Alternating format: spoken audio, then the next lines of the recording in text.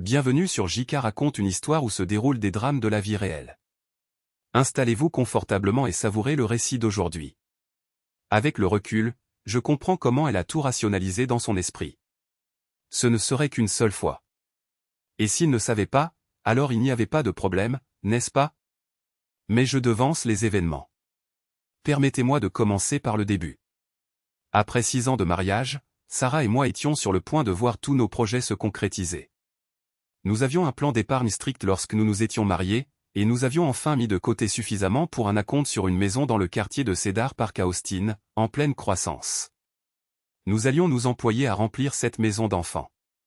Je suis Michael Thompson et j'avais ma propre entreprise en tant que consultant en cybersécurité, ce qui me permettait de travailler à distance puisque je n'avais pas besoin de bureau pour mon activité. Si quelqu'un me posait des questions sur mon mariage avec Sarah, je lui dirais que nous nous aimions profondément et que nous étions très attachés l'un à l'autre. Ensuite, je parlerai de la façon dont nous partagions tous nos secrets et notre intimité, et de la relation incroyable et de l'amour inébranlable que nous entretenions. Étant donné notre amour mutuel, notre situation financière et nos objectifs communs pour nos enfants, j'aurais parié ma vie que notre avenir était radieux. Il y avait des moments où nous regardions d'autres couples se disputer et divorcer, pour nous rendre compte que notre amour et notre mariage étaient à un autre niveau et que rien ne se mettrait jamais entre nous. La pensée illusoire n'est pas un processus délibéré mais quelque chose qui convainc votre âme et se transforme en croyance. J'étais un croyant. Sarah travaillait comme responsable régionale pour Nexus Technologies, une entreprise technologique nationale. Son entreprise était en pleine croissance et un nouveau vice-président avait été recruté du bureau de Manhattan. Brad Castellano était un jeune diplômé opiniâtre, l'un de ces hommes qui en savait plus que tout le monde et qui aimait montrer son pouvoir et sa position à ses employés. C'est là que mon système de croyance a commencé à être remis en question. Depuis son arrivée il y a 3 mois, ma femme était devenue froide, irritable et pas très agréable à la maison. Elle mettait ça sur le compte du stress au travail. Mais je sentais qu'il y avait plus à cette histoire. J'ai fait de mon mieux pour être un bon mari, j'ai été patient, j'ai ramené des fleurs, j'ai essayé de planifier des rendez-vous dans ses endroits préférés comme le bar sur le toit surplombant le lac Lady Bird et les food truck de South First Street, et j'ai essayé de comprendre ses préoccupations. Un soir, alors qu'elle était contrariée, elle m'a tout raconté sur son nouveau patron. Elle a dit que Brad était un vrai crétin et qu'il rendait tout le monde nerveux et stressé. Je lui ai conseillé de démissionner, mais elle a dit qu'elle avait demandé un transfert vers une autre division de l'entreprise et que nous avions besoin d'argent pour notre nouvelle maison. Elle a dit que ce n'était pas le moment de démissionner et qu'elle voulait attendre un peu plus longtemps. Sarah a expliqué qu'il y avait de bonnes chances que le transfert se fasse grâce à son expérience avec le logiciel de l'entreprise et que le siège social l'appréciait. Son poste actuel l'obligeait à visiter d'autres agences 3 fois par mois. Et elle estimait maintenant qu'elle devrait faire 1 ou 2 voyages d'affaires supplémentaires avant que le transfert ne soit approuvé. C'était il y a 6 semaines et 3 voyages. Il n'y a pas eu de transfert et le stress a augmenté à la maison. Cela l'a amené à me traiter plus comme un colocataire que comme un mari. Je lui ai fait savoir que j'étais malheureux, mais elle a dit que nous devions être patients et que tout s'arrangerait parce que Brad était devenu plus gentil avec les employés et que ses collègues pensaient que le siège social l'avait peut-être informé du faible moral au bureau et qu'il devait changer d'attitude. Elle pensait aussi qu'un transfert pouvait encore se produire. Je pouvais voir qu'elle essayait d'être plus agréable à la maison, mais elle restait dure avec moi. Elle n'était pas disposée à être intime plus de 2 fois par semaine et même dans ce cas, je sentais que c'était obligatoire plutôt que le genre de moment intime que nous partagions autrefois. Le vendredi soir, elle est rentrée à la maison et a annoncé qu'elle se rendait au siège social dans la Silicon Valley pour 2 nuits avec son responsable, Brad Castellano. Elle a dit qu'elle allait se renseigner sur son transfert pendant qu'elle serait là-bas. Ce que je ne savais pas à l'époque, c'est que son stress était causé par la pression que Brad exerçait sur elle pour qu'elle passe une nuit avec lui. Sarah était une charmante femme de 28 ans, mesurant 1m70. Mince avec une silhouette attrayante et un visage d'ange. Jusqu'aux 3 derniers mois, Sarah ne m'avait jamais donné de raison de m'inquiéter. J'ai appris plus tard que lorsque Brad avait commencé son comportement de prédateur, elle l'avait repoussé, ce qui avait humilié et blessé son ego et était la cause du stress qu'elle subissait au travail. Évidemment, c'était du pur harcèlement au travail. La raison pour laquelle elle ne m'a pas prévenu ou n'a pas informé son service des ressources humaines me dépasse et reste un mystère. Après que Brad a réalisé que ses méthodes ne fonctionnaient pas, il a changé de tactique et a commencé à flirter, taquiner, complimenter et promettre à Sarah un bel avenir au sein de l'entreprise. Après plusieurs dîners et de nombreuses conversations sur son mariage et sa vie personnelle, il l'a convaincue d'envisager de passer un moment avec lui, juste une fois, et ce que cela signifierait pour son avenir. Tout le stress qu'elle subissait, combiné à l'acte de trahison imminent, a créé cette situation difficile. Apparemment, la façon dont elle a géré l'affaire imminente a été de me blâmer et de me faire passer pour le méchant afin de justifier sa trahison ponctuelle et de cacher sa culpabilité. Nous n'avions pas été intimes depuis 2 semaines, et elle ne s'intéressait à aucune de mes avances. Je n'ai pas imploré d'affection et je lui ai fait savoir que si les choses ne changeaient pas rapidement, nous serions dans une mauvaise passe. Elle a promis que tout reviendrait bientôt à la normale et a demandé un peu de temps pour régler ses problèmes au travail. J'étais amoureux d'elle et je voulais que les choses redeviennent comme elles l'étaient il y a quelques mois seulement. Je ne savais pas quoi faire, mais je savais que les choses devaient changer. Alors, je lui ai fait savoir que je lui laisserais du temps jusqu'à son retour de voyage pour sauver notre mariage. Notre 7e anniversaire approchait et j'ai continué à essayer de remettre les choses sur les rails entre nous et de raviver son affection avant le voyage, mais en vain. Le jour où elle se préparait à quitter la ville, je suis rentré tôt pour la surprendre avec une boîte de ses chocolats préférés de ceux. Une boutique d'artisans sur South Lamar qu'elle pourrait emporter avec elle pendant le voyage pour lui montrer combien je l'aimais et que je voulais que nos vies reprennent leur cours normal. Je savais qu'elle avait pris son jour de congé pour faire ses bagages et qu'elle prévoyait de partir pour l'aéroport international d'Austin-Bergstrom à 15 heures. Je suis rentré à la maison à midi, le sourire aux lèvres, espérant la surprendre et lui exprimer mon amour. Après être entré dans la maison, je l'ai appelée dès que j'ai franchi la porte d'entrée. Mais à ma surprise, la maison était vide. Je suis entré dans la chambre et j'ai vu ses bagages sur le lit et sa tenue sur le cintre. Elle s'habillait toujours magnifiquement, était sûre de son corps et aimait être à la mode, des qualités que j'ai toujours admirées. Seul dans notre chambre, j'ai appelé son téléphone portable pour savoir où elle se trouvait, mais j'ai reçu un accueil froid et sec. « Allô, qu'est-ce que tu veux ?» Sa voix sonnait irritée par mon appel. Après tous mes efforts, j'avais l'impression de la déranger. La seule personne à qui elle ne voulait pas parler. Eh bien, c'est un bel accueil. Je voulais savoir comment s'était passée ta journée et ce que tu faisais. Écoute, je vais déjeuner avec ma sœur. Tu sais déjà que je pars pour Austin-Bergstrom à 15 heures. Y a-t-il autre chose que tu as besoin de savoir? Choqué par son ton, je lui ai simplement souhaité un bon vol et j'ai raccroché sans lui dire au revoir ni lui dire que je l'aimais comme je le faisais d'habitude. Je me suis demandé si elle l'avait même remarqué. Blessé et en colère, je me suis assis sur le lit à côté de son sac soigneusement plié, essayant de comprendre ce qui se passait. La façon dont elle parlait et me traitait était inacceptable. Ma colère a commencé à monter en fixant mon téléphone. Je n'allais pas attendre qu'elle rentre, alors j'ai décidé de quitter la maison. Alors que je me levais pour partir, mon œil a aperçu un objet violet dans sa valise ouverte. Je n'avais jamais fouillé les affaires de ma femme auparavant, mais pour une raison quelconque, j'ai plongé la main dans sa valise et j'ai trouvé un sac en plastique contenant un article violet. À mon grand choc, j'ai sorti un paquet non ouvert contenant une nuisette violette transparente. Le sac contenait également un string en dentelle et un soutien-gorge violet assorti, ainsi qu'une paire de bas non ouverts et un porte-jartel violet. Me souvenant qu'elle n'avait pas porté de lingerie pour moi au cours des 2 dernières années, j'ai réalisé qu'elle avait emballé ces articles spécifiquement pour quelqu'un d'autre. Soudain, tout s'est mis en place. J'ai inspecté la valise de plus près et j'ai trouvé une boîte de préservatifs dans sa poche latée. Râle, toujours dans son emballage. C'est là que tout a fait tilt. La façon dont elle me traitait, le manque d'intimité, son comportement froid et distant. Les choses avaient changé entre nous depuis qu'elle avait commencé à voyager hors de la ville avec son patron il y a 3 mois. J'ai réalisé que je détenais la preuve d'une liaison. Tremblant de colère, j'ai écrit sur un morceau de papier.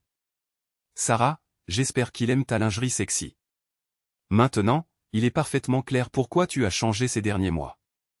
Il est évident que tu n'as plus besoin de moi. Ne t'inquiète pas. Quand tu rentreras à la maison, je serai parti et tu ne me reverras plus jamais. Je ne t'aurais jamais épousé si j'avais su que tu étais capable de tromper. Mais comme on dit, on apprend de ses erreurs. La seule bonne chose qui en est ressortie, c'est que tu ne seras jamais la mère de mes enfants. Je suis content que nous ayons reporté de fonder une famille. Peut-être que Brad pourra t'aider dans ce domaine. Michael. Puis j'ai pris une agrafeuse dans le tiroir de mon bureau, j'ai déchiré soigneusement l'emballage de la lingerie et j'ai agrafé la note à son tissu coûteux et délicat. Ensuite, je me suis assuré de tout remettre dans sa valise sans laisser de signe que j'avais été là. Je me suis rendu dans un restaurant local pour être seul et manger quelque chose afin de calmer mon estomac perturbé. Pendant ce temps, le jour de sa trahison prévue, Sarah a retrouvé sa sœur Jessica pour déjeuner parce qu'elle avait besoin de se confier à quelqu'un. Appelez cela la culpabilité ou la peur, mais elle savait qu'elle pouvait faire confiance à Jessica pour être une bonne confidente. Tout ce stress la rendait folle et elle avait besoin de vider son sac avant que sa tête n'explose de tout ce qu'elle avait traversé. Après avoir commandé au menu, Sarah a tout avoué et s'est sentie soulagée d'avoir tout déballé. La colère de Jessica était évidente alors qu'elle regardait Sarah comme si elle était folle. « Pourquoi mets-tu ton mariage en péril pour ça ?» demanda Jessica avec incrédulité. « Lors de nos conversations passées, tu m'as dit qu'il était un idiot et qu'il te harcelait depuis quelques mois. Pourquoi ne démissionnes-tu pas ou ne portes-tu pas plainte pour harcèlement ? Jessica, je l'ai beaucoup mieux connu au cours du dernier mois. Il traverse un divorce difficile. Avant, il s'en prenait à nous, mais au cours du dernier mois, il a été extrêmement gentil. Il m'a demandé d'être avec lui juste une fois, et je ne sais pas pourquoi, mais j'ai accepté. Nous allons le faire une fois pendant ce voyage et il a promis que nous n'en parlerions plus jamais. Il m'aidera aussi à progresser dans l'entreprise. Alors, tu vas tromper Michael, le mec que tu aimes depuis l'université, pourquoi ? Une éventuelle promotion. Tu réalises qu'il est en train de faire de toi sa maîtresse, n'est-ce pas ? Non, ce n'est pas ça. En fait, je plains Brad, et je sais qu'il a juste besoin de ça. De plus, Michael ne le saura jamais, et nous reviendrons à la normale quand je rentrerai. À ce moment-là, le téléphone de Sarah a sonné. Désolé, Michael m'appelle. Laisse-moi répondre. Allô ? Qu'est-ce que tu veux, Michael ? Je vais déjeuner avec ma sœur. Tu sais déjà que je pars pour Austin Bergstrom à 15 heures. Y a-t-il autre chose que tu as besoin de savoir ? C'est bon. Alors que Sarah remettait le téléphone dans son sac, elle se demanda pourquoi Jessica la regardait avec dégoût. Sarah, tu viens de parler à ton mari comme ça ? C'était la chose la plus impolie que je t'ai jamais vue faire. Qu'est-ce qui t'arrive ? De quoi tu parles, Jessica ? Est-ce que tu réalises seulement comment tu viens de parler à Michael ? Tu es folle, Sarah ? De quoi parles-tu ? J'ai juste répondu rapidement. C'est tout, répondit Sarah sur la défensive. Tu as décroché le téléphone et demandé, qu'est-ce que tu veux ? Sais-tu ce que mon mari ferait si je lui parlais comme ça ? Et la façon dont tu as terminé la conversation, a-t-il autre chose que tu as besoin de savoir ? Non. Au revoir. Pas de « je t'aime ». Pas de « tu vas me manquer ». Comment penses-tu ? Comment se sent-il après qu'on lui ait parlé comme ça ? Sarah, qu'est-ce qui t'arrive ? Je m'inquiète pour ton jugement et ta façon de te comporter. Oh, mon Dieu. Je n'avais pas réalisé que je lui parlais comme ça. J'ai vraiment dit ça, n'est-ce pas ? À quoi je pensais, Jessica ? Sarah, je pense que cette liaison que tu es sur le point d'entamer t'a troublé l'esprit et met en péril ton mariage. Tu m'as dit que tu étais fatigué, que Michael se plaigne qu'il y avait des problèmes dans votre mariage et que tu l'ignorais. Écoute, on dirait que tu es en train de saboter ton mariage et de traiter ton mari comme de la merde pour compenser la culpabilité que tu dois ressentir. Mon Dieu, tu as raison. J'ai agi comme une idiote. Je me défoulais sur ce pauvre Michael. Je dois le rappeler et m'excuser. Tu veux être ce Hul ? Non. Reste ici. Je l'appelle. Zut. Il ne répond pas. Peut-être qu'il est occupé. Il répond toujours à mes appels. Je vais essayer de l'appeler à nouveau. J'espère qu'il décrochera. Elle a réessayé. Il ne répond toujours pas. Tu devrais lui envoyer un message. Mince. Il est en colère maintenant. Et je ne lui en veux pas. Je dois partir dans moins de 2 heures. Eh bien, ma sœur, tu ferais mieux de t'excuser et de te reprendre. Je ne pense pas que ce que tu as prévu avec Brad soit une bonne idée. Tu dois arrêter ces bêtises avant de tout gâcher. Vous aviez une si belle relation et vous alliez fonder une famille. Réfléchis-y, Sarah. Je sais que tu as raison, mais je ne suis pas sûr de pouvoir l'arrêter maintenant. Ce n'est qu'une fois et ma vie de famille et ma vie professionnelle iront mieux ensuite. Brad a eu tant de problèmes avec son divorce et est vraiment déprimé. Il a promis que ce ne serait qu'une seule fois et que ça l'aiderait parce que je lui rappelais tellement sa femme. Tu sais qu'il joue avec toi, n'est-ce pas, Sarah? Tu ne peux pas être aussi aveugle. Non, tu te trompes. C'est un gentil gars au fond et sa femme essaie d'obtenir la garde exclusive de ses enfants et de le détruire avec la pension alimentaire. Quand il s'est confié à moi, j'ai ressenti sa douleur et un lien s'est créé entre nous. J'ai l'impression que je dois faire ça au moins une fois après tout le temps que nous avons passé ensemble. Lui as-tu parlé de ton propre mariage ou de la façon dont Michael te traite? Baissant les yeux sur ses mains après une longue pause, Sarah dit doucement. Peut-être que j'ai mentionné quelque chose sur les plaintes de Michael et le fait que nous n'avons pas assez d'intimité. Sarah, tu es une idiote. Et tu ferais mieux de prier pour que Michael ne découvre jamais que tu as partagé les détails intimes de votre relation avec un autre homme. Je dois te dire, Sarah, je pense que tu es déjà allé trop loin. Si Michael découvre ça, votre mariage sera certainement en difficulté. Tu ne vois pas à quel point tout est foutu et comment tu mets tout en péril. Écoute, je comprends ton point de vue, et tu as raison. C'est pourquoi ça n'arrivera qu'une seule fois. Maintenant je comprends comment j'ai traité Michael. Quand je rentrerai de ce voyage, je me ferai pardonner. Il ne le saura jamais et ça n'arrivera plus jamais. Je n'en parlerai plus jamais parce que ce ne sera plus dans ma tête. Ce sera oublié. Tu te fais vraiment des illusions. Tu comptes être intime avec un autre homme et croire qu'une fois que ce sera fait, tu l'oublieras? Je te le dis, ça va te changer. Ça va changer la façon dont tu penses à ton mari. Rien de bon n'en sortira. S'il te plaît, réfléchis-y encore, Sarah. Merci pour ton inquiétude, mais je suis une femme adulte et je peux gérer ça. Je veux dire, ce n'est qu'une nuit et ce n'est qu'une fois. Michael ne le saura jamais. Et comme on dit, ce qui ne se sait pas n'existe pas. Eh bien, j'espère que tu sais ce que tu fais, mais je veux que tu te souviennes de ce que je te dis. Tu fais une grosse erreur. S'il te plaît, réfléchis-y avant de faire quelque chose que tu ne pourras jamais réparer. Tu resteras à jamais une femme infidèle et j'espère que tu pourras vivre avec ça. Ne t'inquiète pas, je vais arranger ça et dans 2 semaines, tu verras un Michael heureux. Nous travaillerons à fonder notre famille. Je suis triste et je me sens mal à ce sujet parce que je sais que rien de bon n'en sortira. En tant que ta sœur, je ne veux pas que tu fasses ça. S'il te plaît, annule ton voyage, quitte ton travail et excuse-toi auprès de Michael pour ton comportement récent. Michael est mon ami aussi. Et s'il découvrait un jour que j'étais au courant, il ne me parlerait plus jamais. Merci, Jessica. Je t'aime et j'apprécie ton inquiétude. Je vais réfléchir à ce que tu as dit, mais je dois quand même faire ce voyage. Je parlerai à Michael et m'excuserai pour mon mauvais comportement avant de partir cet après-midi. Ces sentiments étaient nouveaux et indésirables. Assis à une table au Franklin Barbecue, l'un de nos endroits locaux préférés à Austin, j'ai commencé à réfléchir aux derniers mois et à la façon dont mon mariage était passé d'un état de béatitude à un désastre complet. J'ai dû essuyer mes yeux plusieurs fois pour que personne ne voie ma faiblesse et ma douleur. Quand je me suis assis pour la première fois, je ne ressentais que de la colère. Mais ces sentiments se sont transformés en tristesse et en ressentiment à mesure que je ressentais le plein impact de ma perte. La femme que j'aimais et le mariage pour lequel je vivais n'étaient plus que de lointains souvenirs. Puis, en pensant à ma situation, mes sentiments se sont transformés en sentiments d'humiliation et de trahison. Comment a-t-elle pu me faire ça, à moi et à notre mariage? Que ai-je fait pour qu'elle devienne une femme infidèle?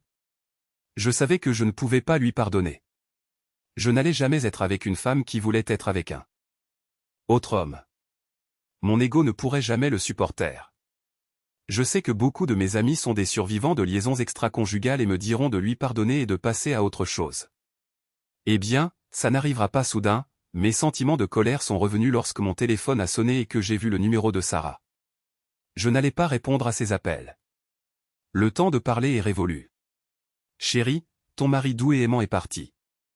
Tu as réveillé le monstre. Brad avait réservé des sièges en première classe sur le long vol vers la côte ouest pour impressionner Sarah. Cependant, dans l'avion, Brad remarqua qu'elle était contrariée lorsqu'il apprit que son mari ne répondait ni à ses appels ni à ses messages. Quand elle dit à Brad qu'elle avait changé d'avis sur toute l'affaire, il comprit vite et joua de nouveau le rôle du confident compréhensif pour la remettre sur les rails. Il lui apporta un Bloody Mary et la convainquit de se dette. L'assurant que tout irait bien. Sarah, calme-toi. Tout va bien. Je suis sûr qu'il y a une bonne raison à cela. Peut-être est-il en réunion ou simplement incapable de parler. Je suis sûr qu'il te rappellera. D'ailleurs, rien ne s'est passé et tout va bien.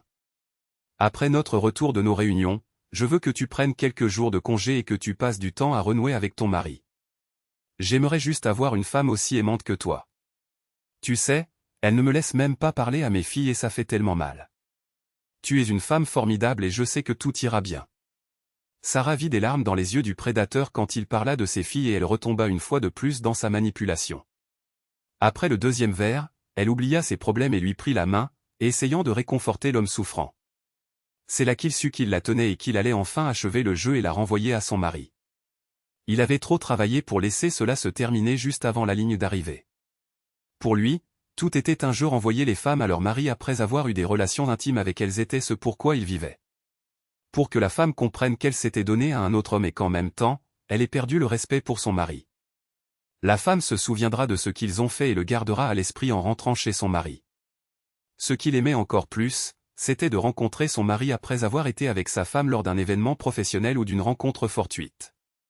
Quand cela arrivait, cela lui procurait le plus grand sentiment de puissance. C'était comme une drogue et il devint accro à ces sensations qui le faisaient se sentir dominant et accompli.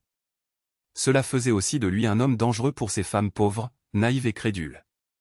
Lorsqu'ils arrivèrent à l'hôtel, ils s'approchèrent de la réception main dans la main. Sarah fut un peu choquée en réalisant qu'il n'y avait qu'une seule chambre et qu'elle devrait passer tout le voyage avec lui. Tandis qu'il s'éloignait du comptoir, elle regarda Brad et dit « Je n'ai pas de chambre. » « Sarah, nous en avons parlé. Toi et moi serons ensemble pour ce voyage et plus jamais. Profitons simplement de cette expérience unique comme nous nous l'avons promis. Je croyais que tu avais dit que ce ne serait qu'une seule fois, Brad. Je ne suis pas sûr. Détends-toi, Sarah. Tout ira bien. C'est juste un voyage, pas juste une fois. Écoute, jusqu'à ce que nous rentrions à la maison, tu es ma petite amie. Juste cette fois-ci. Fais semblant d'être ma femme et je te promets que je te traiterai comme la princesse que tu mérites d'être. Personne ne le saura et cela restera à jamais notre secret. Ils prirent possession de la chambre et elle ressentit une forte vague de culpabilité en voyant qu'il n'y avait qu'un seul lit king size. Elle réalisa que pour la première fois depuis son mariage, elle allait dormir avec un autre homme. En même temps, elle fut remplie d'excitation à mesure que la culpabilité disparaissait. Elle se sentit étourdie par des sentiments mitigés et fut obligée de sortir sur le balcon pour prendre l'air. Évaluant discrètement la situation, Brad rangea les sacs dans le placard et la rejoignit sur le balcon surplombant l'horizon de San José et les collines lointaines. N'est-ce pas relaxant? J'ai réservé cette chambre sachant que tu aimerais la vue sur la ville. Elle hocha la tête, les larmes aux yeux. Oui, c'est magnifique ici. Brad se tourna vers Sarah, posa sa main sur son menton et leva son visage vers le sien. La regardant intensément dans les yeux, il l'embrassa doucement sur les lèvres. Quelques secondes plus tard, Sarah lui rendit son baiser, ce qui se transforma en une étreinte passionnée. Réalisant ce qu'elle venait de faire, elle le repoussa doucement et sourit. Brad savait qu'il faisait des progrès et n'avait aucune intention de précipiter les choses. Il savait qu'en quelques heures, il atteindrait son but. Il serait intime avec cette femme.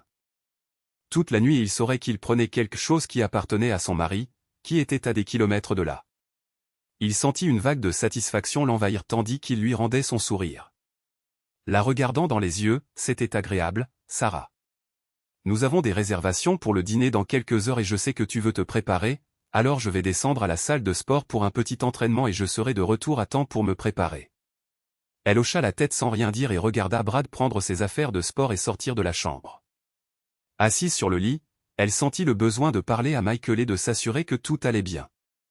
Maintenant qu'elle réalisait comment elle l'avait traité, elle voulait s'excuser et s'assurer qu'il allait bien. Elle l'aimait et voulait juste que ce voyage se termine et que leur vie redevienne normale. Son cœur commença à battre plus vite en composant son numéro de téléphone. Elle pria pour qu'il réponde et lui dise qu'il l'aimait, mais il n'y eut pas de réponse. Il ne répondait pas à ses appels et elle savait qu'il était en colère à propos de leur dernière conversation. Elle lui envoya alors un message dans l'espoir d'améliorer la situation. « Michael, mon chéri, je suis tellement désolé de t'avoir traité comme ça au téléphone aujourd'hui. J'ai eu une mauvaise matinée et je me suis défoulé sur toi. S'il te plaît, pardonne-moi et je me rattraperai quand je rentrerai à la maison. Tu me manques tellement et je veux que tu saches que je t'aime et que j'ai hâte que nous fondions notre famille ce week-end. S'il te plaît, appelle-moi. J'ai besoin d'entendre ta voix. » Prenant une profonde inspiration, elle entra dans la douche chaude, se rasa les jambes, puis se lava les cheveux. Après être sortie de la douche, elle s'admira dans le miroir en pied et était excitée de porter la nouvelle tenue qu'elle avait achetée. Pendant les 30 minutes suivantes, elle travailla minutieusement sur son maquillage et sa coiffure. Elle était satisfaite des résultats impressionnants pour la soirée et de l'aspect spectaculaire de ses longs cheveux. Oubliant un instant son message à Michael, elle se concentra uniquement sur l'enfilage de sa nouvelle tenue pour voir à quel point elle était attirante. Ses pensées se tournèrent bientôt vers Michael et la façon dont elle porterait la même tenue pour lui en rentrant à la maison. Brad était en plein milieu de sa course sur le tapis roulant quand Sarah se dirigea vers son sac de vêtements et en sortit une courte robe de cocktail noire. C'était une tenue audacieuse qu'elle avait achetée spécialement pour ce voyage, mettant en valeur sa silhouette avec une coupe osée. Ce soir, elle allait être courageuse et ne pas porter de soutien-gorge. La jupe courte donnerait à ses jambes un aspect attrayant avec les nouveaux talons auxquels avait également acheté pour ce voyage. Après avoir admiré les dés. Pendant quelques instants, elle alla chercher ses sous-vêtements et en sortit plusieurs articles, dont la lingerie qu'elle comptait porter pour Brad ce soir-là. Disposant soigneusement le tout sur le lit, elle ouvrit une nouvelle paire de bas noirs transparents et les enfila sur ses longues jambes lisses par-dessus son nouveau string. Il n'y avait pas besoin de soutien-gorge ce soir, alors elle mit délicatement la robe puis enfila ses talons hauts. Après avoir ajusté sa robe pour s'assurer qu'elle était correctement couverte, elle s'approcha du miroir pleine longueur et admira la femme séduisante qui la regardait. Elle sourit à nouveau avec satisfaction, réalisant à quel point elle était belle et pensa une fois de plus à quel point son mari apprécierait cette tenue à son retour à la maison. Puis elle regarda sa montre et réalisa que Brad serait de retour dans quelques minutes. Alors, elle commença à ranger la pièce, retournant au lit pour ranger dans le placard la lingerie qu'elle prévoyait de porter ce soir-là afin de pouvoir se changer à leur retour de leur dîner. Elle prit le paquet et remarqua qu'il était déjà ouvert. En regardant de plus près, elle vit un morceau de papier attaché à ses sous-vêtements. L'étrangeté la laissa perplexe et elle se demanda ce que cela pouvait être. Elle retira alors les articles délicats et vit une note manuscrite attachée à la lingerie coûteuse. Toujours confuse, elle lut la note et se figea immédiatement de peur. Son cœur s'arrêta quand elle lut la note et son monde s'effondra. La réalité de ce qu'elle faisait la frappa de plein fouet. Elle était stupéfaite et ne pouvait plus bouger en regardant la note. Puis soudain, un flot de larmes coula de ses yeux, et elle tomba à genoux, se tenant la tête dans les mains, maintenant allongée sur le tapis. Elle sanglota et ressentit un niveau de douleur et d'angoisse inimaginable qu'elle ne pouvait comprendre. Ses pensées étaient maintenant dans un état de panique totale. Elle appela le téléphone de Michael et laissa un message vocal d'une voix TR. Amblante. Michael, j'ai reçu ta note. Il ne s'est rien passé, mon chéri. Je n'ai jamais rien fait. S'il te plaît, pardonne-moi. C'était une erreur stupide et je t'aime. S'il te plaît, appelle-moi et parle-moi. Je dois te parler, mon amour. Crois-moi, il ne s'est rien passé. S'il te plaît, appelle-moi. Quand elle réalisa qu'il ne la rappelait pas, elle laissa plusieurs longs messages textés se balancer maintenant d'avant en arrière dans le grand fauteuil à côté du lit. Quand Brad entra dans la pièce, il vit une catastrophe et sut que quelque chose était sur le point de faire dérailler ses plans. Qu'est-ce qui s'est passé, ma chérie? Ne m'appelle pas comme ça. Je ne suis pas ta chérie, et à cause de toi, j'ai peut-être mis fin à mon mariage avec l'homme que j'aime. Tu m'as mise dans cette situation et maintenant il m'a quitté. Sarah, calme-toi. De quoi parles-tu? Brad vit la note sur le lit que Sarah désignait. Un sourire apparut sur son visage en la lisant, et il ressentit à nouveau ce merveilleux sentiment de satisfaction, ayant trompé son mari. C'était ce pourquoi il vivait. Séduire les femmes mariées et ruiner leur vie. Tout remontait à son enfance, lorsque son père avait quitté sa mère pour une autre femme. D'une certaine manière, cette expérience l'avait déformé de la pire façon possible. Dans son esprit malade, peu importait même qu'il l'ait tue. Il avait déjà ce qu'il voulait. La prendre maintenant ne serait qu'un bonus. Alors, il la laisserait pleurer et la convaincrait ensuite que, puisque son mari pensait déjà qu'elle avait été intime avec lui, autant le faire et en profiter. Il savait que ce ne serait pas facile à vendre, mais c'était son don. Ou du moins, c'est ce dont il se convainquait. Ses expériences passées avec des femmes mariées lui donnaient confiance en ses compétences. Mais Sarah ne voulait plus jouer à ce jeu. Elle enleva ses talons et sa robe devant Brad, ignorant complètement sa présence. Il était sûr qu'elle était sur le point de s'approcher de lui et d'obtenir ce qu'elle voulait. Son cœur s'accéléra d'anticipation quand il vit son corps. Il se leva et commença à se déshabiller, attendant que Sarah vienne à lui. Quand Sarah vit ce qu'il faisait, elle rit simplement. « Tu es fou si tu penses que je te toucherai encore. Je dois rentrer chez mon mari et arranger ce désordre. » Brad se mit en colère quand il réalisa qu'il n'obtiendrait pas ce qu'il attendait et parla d'un ton qu'elle n'avait jamais entendu. « Est-ce ma faute, femme stupide? C'est toi qui as accepté cela. Tu as quitté ton mari et as accepté d'être intime avec moi. Je ne t'ai jamais forcé et tu as fait ce choix toi-même. Regarde la tenue que tu viens de porter pour notre soirée spéciale. » Elle suppliait pratiquement, « S'il te plaît, prends-moi. Admets-le. Si tu aimais vraiment ton mari, tu n'aurais jamais accepté de devenir mon jouet pour le week-end. Espèce d'idiot. Comment oses-tu me parler comme ça? Tu n'es qu'un salaud méprisable et je ne veux rien avoir à faire avec toi. Tu as ruiné mon mariage heureux et je n'ai aucune idée de comment faire en sorte que Michael me pardonne et me reprenne. Bon sang, si la situation était inversée, je l'aurais divorcé et lui aurais fait vivre un enfer. Je te déteste, toi et ce que tu as fait. » Enragé, Brad lâcha, « Bien sûr, tout est de ma faute. Ce baiser que tu m'as donné il y a 1 heure dit la vérité. Tu as adoré ça et tu savais que tu en voulais plus. Tu voulais que je te prenne et que je bouleverse ton monde. Tu le sais. » Sarah parut choquée par son éclat. Alors qu'il continuait, « Admets-le et arrête de m'accuser de vouloir tromper l'homme que tu dis aimer. Tu ne me convaincras jamais que tu l'aimais alors que tu as si facilement accepté de le tromper. Tu es comme toutes les autres femmes. Tu veux t'amuser sur le côté. Le principal est de ne pas se faire prendre. Une fois que tu es prise, tu accuses l'homme qui t'a séduite. Eh bien, princesse, tu ne m'aurais jamais laissé te séduire, t'emmener en voyage à travers le pays et accepter une nuit d'intimité avec moi si tu aimais vraiment ton mari. Tu n'as même pas hésité à partager la même chambre et à dormir avec moi. Oui, tu dois vraiment aimer ton mari. Je n'ose imaginer ce que tu ferais si tu n'aimais pas ce pauvre type. Crois-moi, il aura de la chance s'il découvre maintenant que tu es une femme infidèle et indigne de confiance avant que vous ne commenciez à avoir des enfants. » Ces mots brisèrent son âme. Elle savait qu'il avait raison et qu'elle avait fait le choix. Elle le blâmait pour tout, mais savait qu'elle aurait pu. Elle n'avait dit non à aucun moment. Même sa sœur l'avait prévenue, mais elle avait décidé de quitter son mari pour être avec Brad. À ce moment-là, elle n'était pas sûre de ce qui la blessait le plus, le fait qu'elle ait réalisé que Brad avait raison à son sujet, ou la mesure dans laquelle elle avait blessé son mari.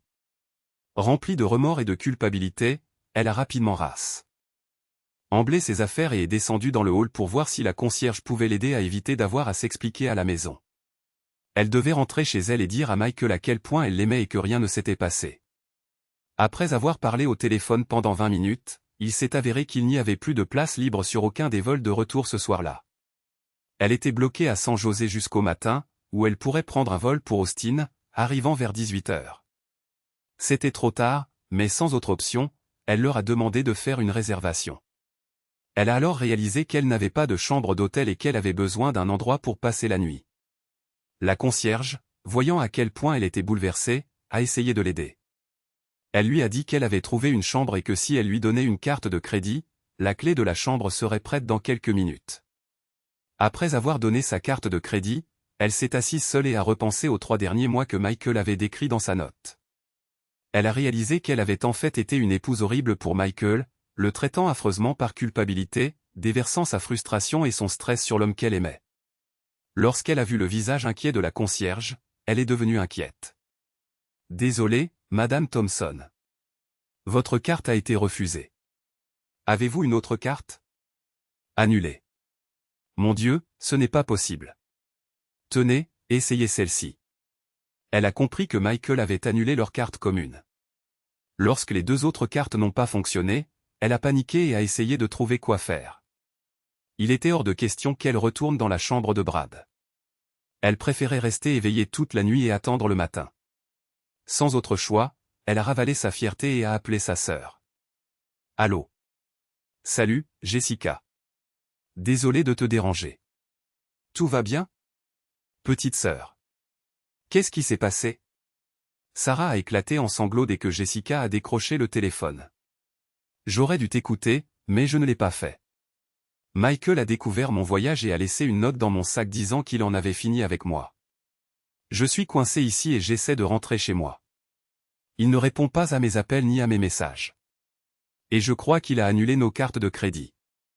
Je ne peux même pas avoir de chambre. Pourrais-tu utiliser ta carte de crédit pour payer une chambre d'hôtel? Et je te rembourserai quand je serai de retour. Bon sang, Sarah. Tu es censée être la sœur intelligente, mais tu n'as vraiment pas été très futée dernièrement. Bien sûr que je vais t'aider. Elle a rappelé sa sœur 1 heure plus tard. Jessica, merci d'avoir aidé ta sœur idiote. J'ai pu louer une chambre pour la nuit. Je rentrerai chez moi par le vol du matin. Tu penses qu'il me pardonnera? Je ne suis pas sûr, ma sœur. Tu as eu de ses nouvelles? Non, mais je lui ai laissé plusieurs messages et je lui ai dit que rien ne s'était passé. Eh bien, bonne chance. Le fait qu'il savait ce que tu allais faire en partant en voyage n'est pas un bon signe. Continue d'essayer de le contacter et supplie-le de te pardonner si tu veux qu'il revienne. Je ne savais pas si elle avait eu des relations intimes avec Brad ou non, mais elle allait clairement le faire, et cela m'a suffi. Elle disait m'aimer, mais elle est partie avec un autre gars, avec l'intention de coucher avec lui. Je n'avais aucune intention de fonder une famille avec une telle femme ni de rester marié avec elle. J'ai éteint mon téléphone, j'ai déménagé de notre maison le lendemain et j'ai conduit jusqu'à Denver, Colorado, où j'ai trouvé plusieurs offres d'emploi. Sur Facebook, j'ai changé mon statut pour « célibataire » et j'ai posté une photo d'un couple infidèle que j'avais créé à l'aide de l'intelligence artificielle, en utilisant des photos en ligne de marchant ensemble et se tenant la main. J'ai légendé la photo « Le nouvel amour de Sarah, Brad Castellano ». Elle m'a quitté et j'en ai fini avec ce mariage. 1 heure plus tard, lorsque j'ai vérifié, il y avait des dizaines de commentaires d'amis choqués par ma révélation. Plusieurs femmes ont exprimé leur tristesse face à ma perte et m'ont encouragé à les appeler si je voulais parler. C'est drôle, mais pour la première fois depuis des mois, je me suis senti désiré et j'ai réalisé que ma vie n'était pas finie à cause de mon épouse infidèle. Après quelques recherches, j'ai découvert que Brad n'était pas en instance de divorce et qu'il aimait en fait sa femme et ses enfants. Il aimait simplement un peu plus s'attaquer aux femmes sans méfiance. Il se délectait de corrompre les épouses et de transformer leurs maris en imbéciles. Cela lui donnait un sentiment de pouvoir. Le besoin de dominer ses femmes et leurs maris était son addiction. Sarah a été stupéfaite lorsqu'elle a découvert que Brad lui avait menti sur tout. Elle s'est assurée que sa femme découvre leur liaison et comment il harcelait toutes les femmes au TR. Havaï. Il allait y avoir des bouleversements dans la vie de Brad dans un futur proche. Monsieur Mitchell, où est votre client? Michael devait être au tribunal le jour de la procédure de divorce. Le juge était furieux qu'il ne se soit pas présenté et a demandé à son avocat où il était. L'avocat a répondu « Je ne sais pas, mais je suis sûr qu'il sera là bientôt ». Elle a décrété une pause de 15 minutes et a déclaré que s'il n'était pas là, elle le tiendrait pour outrage au tribunal. Thomas Mitchell, son avocat, a appelé Michael sur son téléphone portable et a vite réalisé que Michael n'avait aucune intention d'assister à l'audience obligatoire. Il a dit à son avocat qu'il était coincé dans les embouteillages. Lorsque le juge est revenu, Thomas s'est levé et s'est adressé au juge. « Votre honneur, mon client est coincé dans les embouteillages et essaie désespérément d'arriver ici. Eh bien, c'est dommage. Aujourd'hui, j'ai d'autres affaires à traiter. Votre client a été accusé d'outrage au tribunal, et j'impose une amende de $1000. J'ai examiné le dossier et ordonné 3 séances de thérapie avant la prochaine date d'audience dans les 60 jours. Dites à votre client que s'il n'assiste pas aux séances de thérapie ou ne se présente pas au tribunal, j'imposerai 30 jours de prison et une autre amende. Comprenez-vous ma décision aujourd'hui? Oui, votre honneur, a affirmé Thomas. Il a réprimandé son client et a souligné l'importance de suivre les ordres du juge. Après avoir finalement consenti au conseil obligatoire, Michael a accepté, déclarant qu'il s'y conformerait si cela facilitait le finalisation du divorce. C'était la première fois que Sarah revoyait Michael depuis qu'elle avait pris la regrettable décision de se mettre avec Brad. Ils se sont rencontrés au tribunal de la famille du comté de Travis, dans le centre-ville d'Austin, pour la séance de thérapie conjugale ordonnée par le tribunal. Elle a couru vers lui les bras tendus, mais il l'a repoussée et ignorée. Après s'être remise de la crise de larmes qui s'ensuivit, le conseiller a commencé la séance. Sarah a commencé à dire à Michael combien elle l'aimait et à quel point elle était désolée de ne pas avoir mesuré la portée de ses actes. Elle a expliqué qu'elle n'avait jamais eu d'intimité avec Brad et qu'elle était rentrée dès qu'elle avait compris ce qu'elle faisait. Elle a pleuré et l'a supplié de lui pardonner. Quand ce fut son tour de parler, Michael commença par une question. Dr Williams, juste pour être clair, vous attendez une honnêteté totale de notre part à tous les deux pour que ces séances aient une quelconque valeur, n'est-ce pas? Oui, Michael. Vous avez tous les deux accepté d'être totalement honnêtes, et c'est une séance directe. Il est important que vous parliez tous les deux librement et honnêtement. Merci, Dr Williams, dit Michael. Se tournant vers Sarah et la regardant directement pour la première fois depuis son départ en voyage, il sentit son cœur battre plus vite alors que le ressentiment et la souffrance refaisaient surface. C'est difficile pour moi, Sarah, et j'espère que tu seras honnête. Tu dis que tu n'as pas eu d'aventure avec Brad. Rien ne s'est passé, et je devrais comprendre et pardonner tes actions. Est-ce ce que je suis censé faire? Les larmes montèrent aux yeux de Sarah tandis qu'elle souriait et dit, oui, Michael. Rien ne s'est passé. Dès que j'ai lu ta note, j'ai réalisé ce que je faisais et je suis rentré à la maison auprès de toi. D'accord, je comprends. Mais je te connais, Sarah. Tu n'es pas le genre de femme à simplement être avec un autre homme. Je veux dire, tu n'as jamais été infidèle ou ce genre de femme. Es-tu d'accord? Bien sûr que non. Je ne suis pas infidèle, et tu le sais, dit-elle en tendant la main à Michael. Il ne la prit pas, la laissant en suspens jusqu'à ce qu'elle la retire. Je sais que tu n'es pas infidèle, Sarah, mais je sais aussi que tu ne t'engagerais pas avec un autre homme s'il n'y avait pas de lien ou de sentiment, puisque je sais que tu n'es pas infidèle. Je sais que tu as des sentiments pour Brad, n'est-ce pas? Sarah réalisa qu'elle devrait admettre ses sentiments ou qu'elle avait l'intention de coucher avec lui. Elle dit doucement, eh bien, oui, mais je ne l'aime pas. Je n'ai toujours aimé que toi. Oui, Sarah, mais c'est le problème que j'ai avec toute cette situation. Oui, je considère cela comme une situation. Dis-moi, as-tu passé du temps personnel avec lui? Avez-vous déjeuné ou pris un verre ensemble après le travail? Bien sûr, nous travaillons ensemble. D'accord, c'est logique. Donc, je vais prendre ça pour un oui. Maintenant, dis-moi la vérité, Sarah. Lui as-tu déjà tenu la main?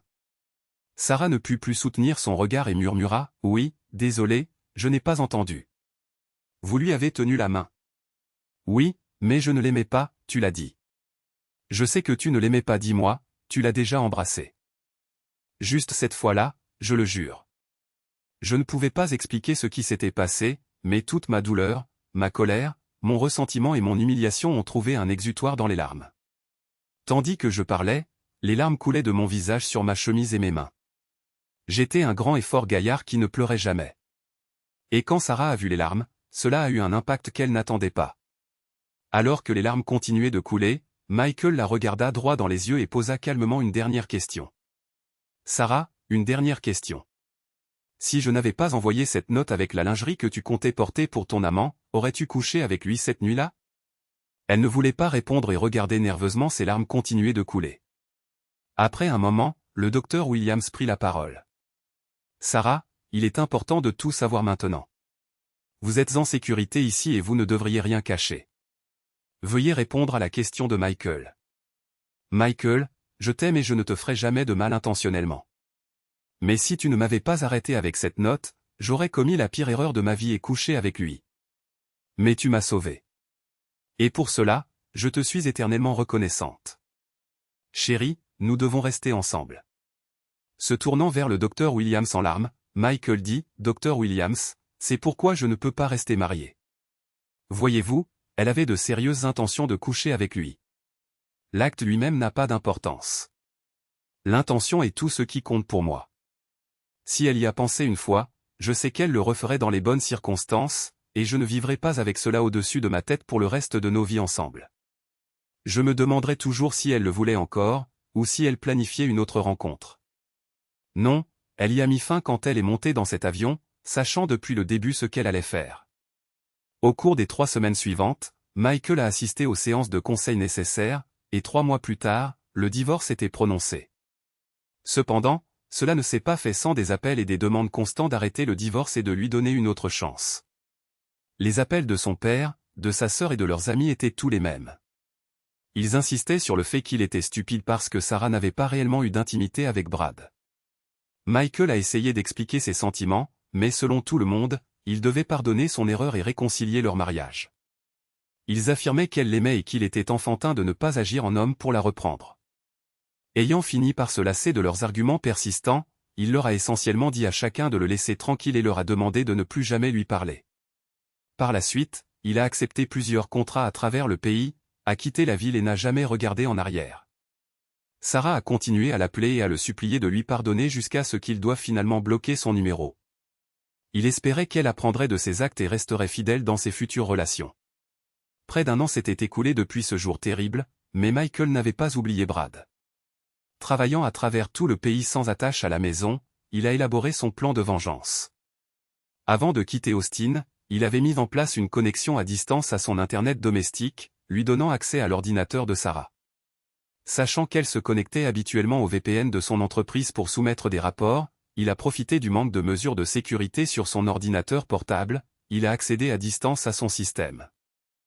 Toujours connecté au réseau interne de l'entreprise via VPN. Il faut aimer le personnel de support paresseux qui se soucie plus de faciliter son travail que de la sécurité. Il pensa que, gagnant honnêtement sa vie de cette façon, il ne devrait pas se plaindre, mais ce n'était pas l'essentiel. Il ouvrit ensuite son email et rédigea un message à Brad, y intégrant un logiciel malveillant dans un lien qu'il était sûr que Brad ouvrirait, et qui semblait provenir de Sarah.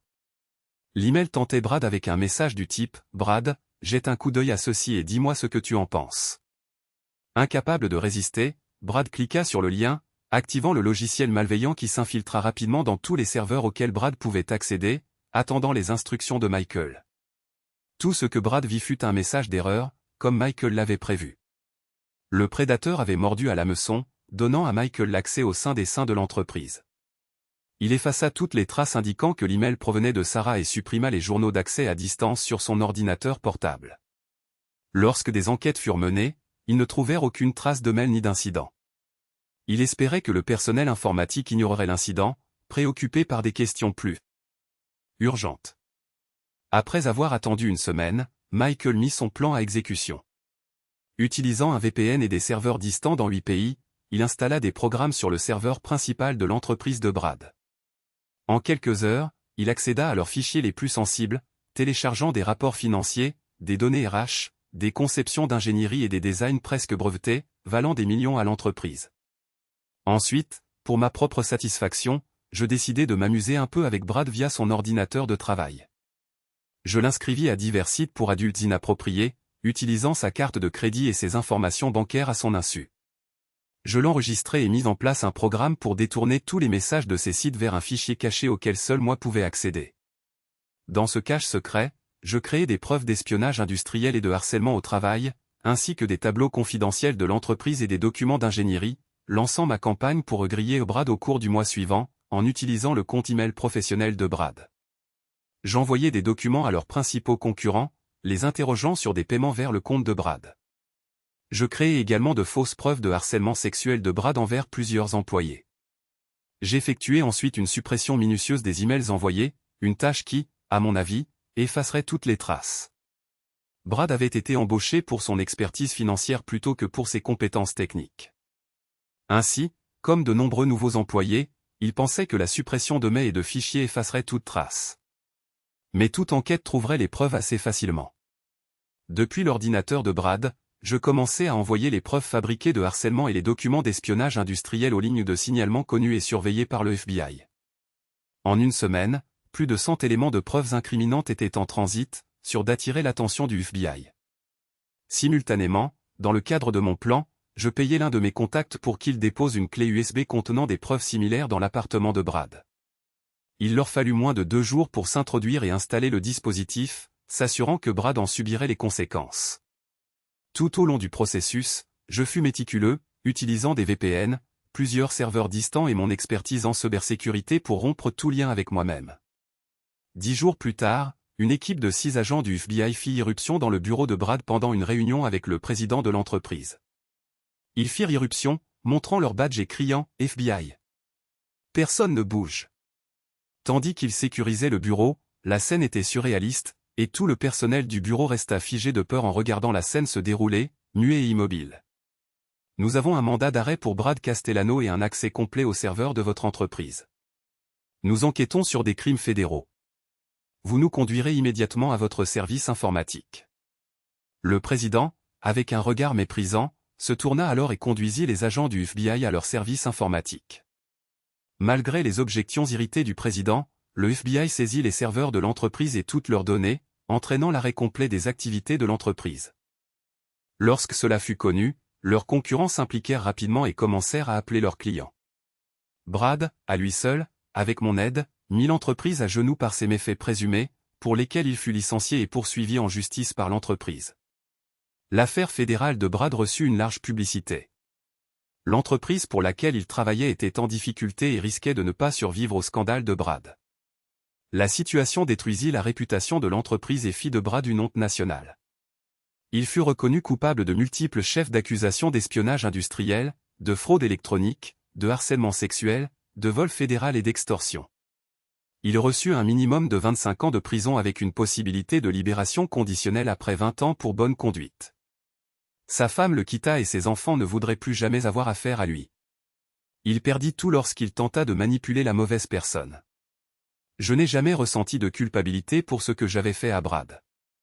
C'était un prédateur qui avait systématiquement ciblé des femmes vulnérables sur son lieu de travail, utilisant sa position de pouvoir pour les contraindre à des situations avec lesquelles elle n'était pas à l'aise. Sarah n'était pas sa première victime, et elle n'aurait pas été la dernière si je n'étais pas intervenu.